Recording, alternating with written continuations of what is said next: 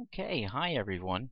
So, this video is about how to get started with Grammarly, and a good way to do so is to begin by taking a look at the getting started instructions.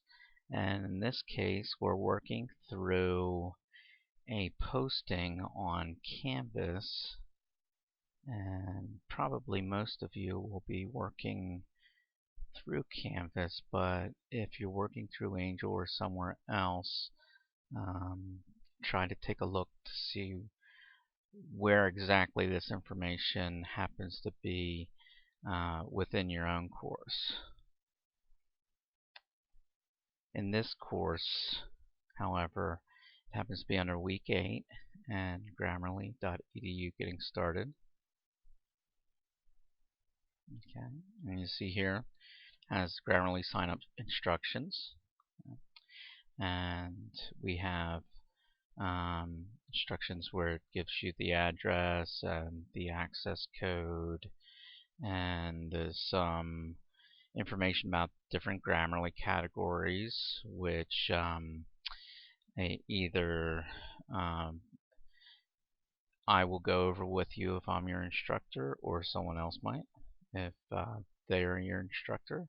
All Grammarly categories are not created equally, and actually, as everything else seems to be with writing, and tends to be with writing actually, many things will depend upon your own writing, and so some things might be helpful to some writers and not so helpful to other writers, and the same is true with categories. Okay.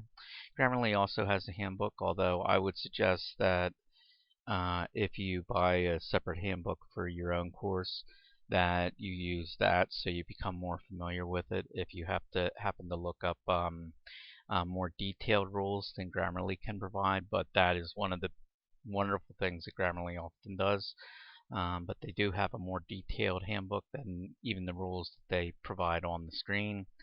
And also, if you happen to sign up for the wrong service, Grammarly has a commercial site that is different than the education site that we'll have you sign up for, and I'll show you a little bit more of that. But if you do sign up for the wrong site, it'll constantly ask you to pay for services. And if that happens, you need to go to Grammarly support and basically request them. You have to put in a service ticket and request them to remove your account so that you can sign up again. And if that doesn't help, please contact your instructor and ask them to help guide you through the process to try to straighten it out. Okay. I would also suggest, as I'm going to do here, I'm going to open up the Word doc attachment here, because it is just much easier to copy and paste things in. So here the access code is here, and also the address for Grammarly. To write Grammarly, you see the one that says edu. Make sure you have that. So I'm going to copy that, and we'll go back into our browser. I'll paste it in there.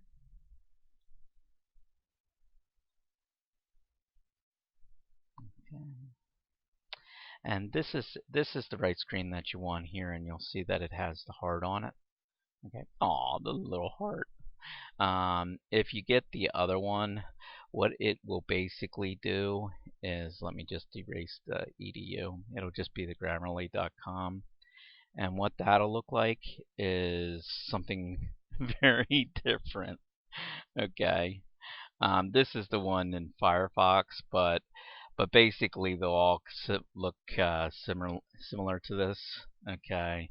And you see how this doesn't have any heart. Okay, there's no heart here, but this will just look more commercialized and much plainer, for lack of a better term at this moment. Okay, so just take a look for this one. It's a little gaudy, but it does work. Now you're going to be going in per the instructions here. Let me take a look. Instructions do a fairly good job of showing you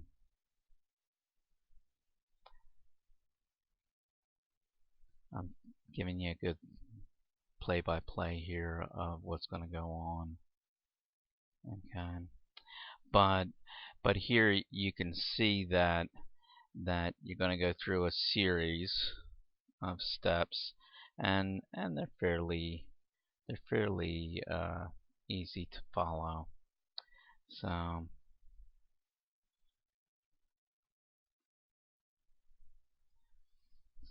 if we go into the sign up screen, it'll ask you for your name, your email.